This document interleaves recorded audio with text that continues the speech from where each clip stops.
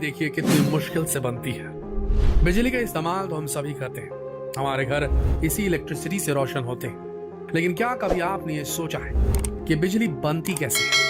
इस बिजली को बनाने में किन किन मुश्किलों का सामना करना पड़ता है, और ये भी कि बिजली किन किन साधनों से बनाई जाती है? नहीं सोचा? तो आज हम आपको इस वीडियो में इन सभी सवालों के जवाब देंगे।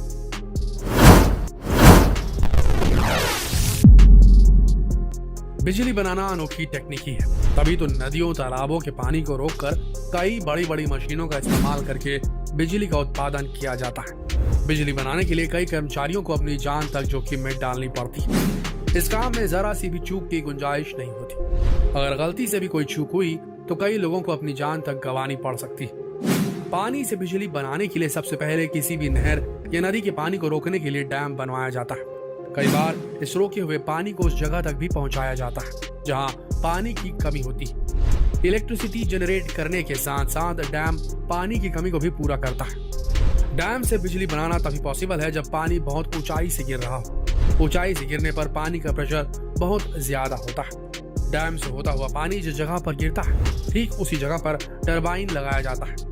टरबाइन एक ऐसी मशीन होती है जो मैकेनिकल एनर्जी यानी यांत्रिक ऊर्जा को इलेक्ट्रिकल एनर्जी में कन्वर्ट कर देती है। डैम से जब पानी टरबाइन पर गिरता है तो ये बहुत ही स्पीड से गोल गोल घूमने लगता है। टरबाइन के साथ ही एक मोटर लगा होता है जिसे टरबाइन के घूमने से पावर मिलने लगता है। मोटर को जैसे ही पावर मिलने लगता है वैसे ही मोटर बिजली बनाने लग जाता है।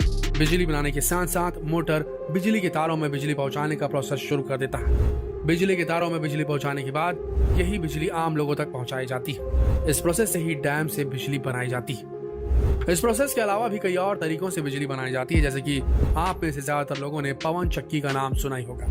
पवन चक्की से भी बिजली का उत्पादन किया जाता है। पवन चक्की को देखते हुए आपके मन में ये सवाल तो जरूर ही आता होगा कि पवन चक्की बहुत ही धीमी गति से घूमता है, तो ये बिजली का उत्पादन कैसे कर पाता है? पवन चक्की की ऊंचाई लगभग 212 फीट की होती है। इसके पंखों की लंबाई 116 फीट तक होती है। अगर इतनी ऊंचाई पर पवन चक्की तेज गति से घूमेगी तो उसे बैलेंस करना बहुत मुश्किल हो जाएगा और साथ ही बड़ी दुर्घटना के आसार भी बने रहते हैं। इसी कारण पवन चक्की को बैलेंस करते हुए धीमी गति में घुमाया जाता है। पवन चक्की का इस्तेमाल उन इलाकों में किया जाता है जहाँ हवा की गति तेज होती है। पवन चक्की लगाने के लिए एक टावर के ऊपर पंखे लगाए जाते हैं। ये पंखे हवा की वजह से घूमते हैं। पंखे के साथ शाफ्ट की मदद से एक जनरेटर भी जोड़ा होता है और जनरेटर के घूमने से इलेक्ट्रिसिटी पैदा होती है। पवन चक्की में एक गियर बॉक्स भी लगाया जाता है जो पवन चक्की के पंखे की स्पीड पर कंट्रोल रखने का काम करता है।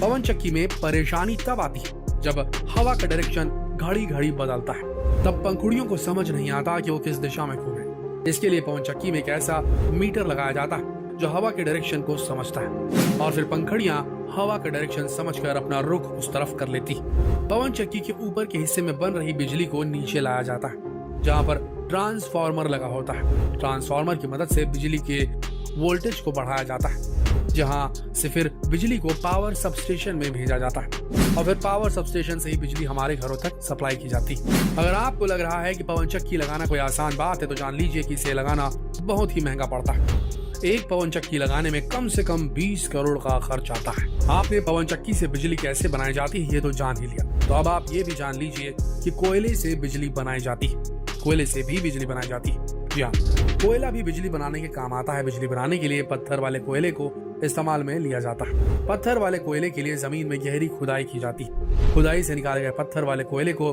बिजली घर ले जाया जाता है। इस बिजली घर के आसपास पानी की सुविधा के लिए नदी, झील या नहर का होना जरूरी होता है। पाइपलाइन की मदद से नदी या नहर के पानी को बिजली घर में पहुंचाया जाता है। इसके बाद कोयले की मदद से इस पानी को गर्म किया जाता है और गर्म पानी के भाप को एक बॉयलर में जमा किया जाता है। फिर इस भाप को टरबाइन के पास छोड़ा जाता है और भाप की ताकत से टरबाइन घूमनी शुरू हो जाती है और फिर टरबाइन के घूमने से बिजली का बनना शुरू हो जाता है। इसके बाद हम आपको डीजल पावर प्लांट के बारे में भी बता देते हैं। डीजल पावर प्लांट का इस्तेमाल उन जगहों पर किया जाता है जहाँ कोयले और पानी की मात्रा बेहद कम होती है।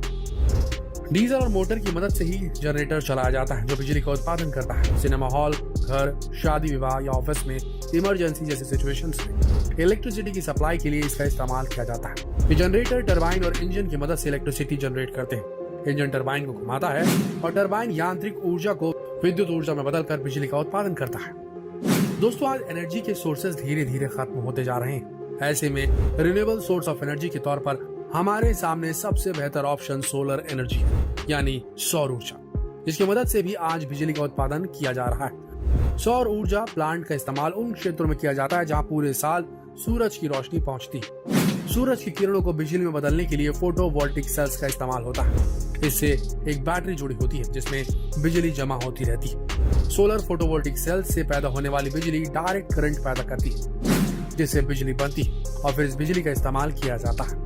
साइंस की तरक्की ने न्यूक्लियर पावर प्लांट को भी इजाद कर दिया है। ये भी बिजली बनाने वाले साधनों में महत्वपूर्ण माना जाता है। इस प्लांट में यूरेनियम 235 को ईंधन के रूप में इस्तेमाल किया जाता है। यूरेनियम के परमाणुओं को अलग अलग करने के लिए एटॉमिक रिएक्टर का इस्तेमाल होता है। इससे पैदा होने वाली ऊष्मा से भाप बनाई जाती है।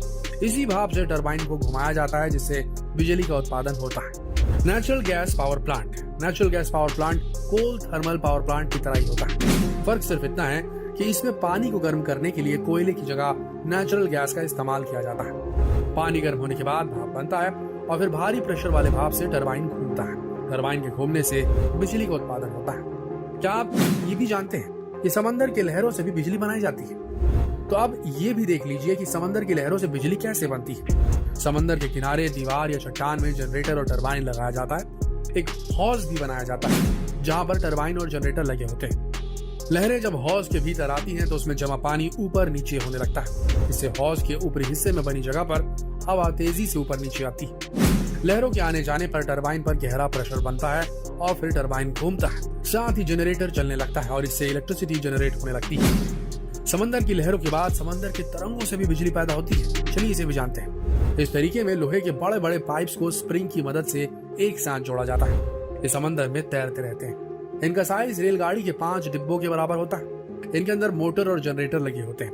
तरंगों की वजह से पाइप जब ऊपर नीचे होते हैं तो मोटर चलने लगता है। मोटर के चलने से जनरेटर चलता है और जनरेटर के चलने से बिजली उत्पन्न होती है। बायोमास से भी बिजली का उत्पादन होता है। खेती पशुपालन में काफी मात्रा में बायोमास सामग्री इकट्ठा होती है। कोल थर्मल पावर प्लांट की तरह ही इसका भी प्लांट होता है।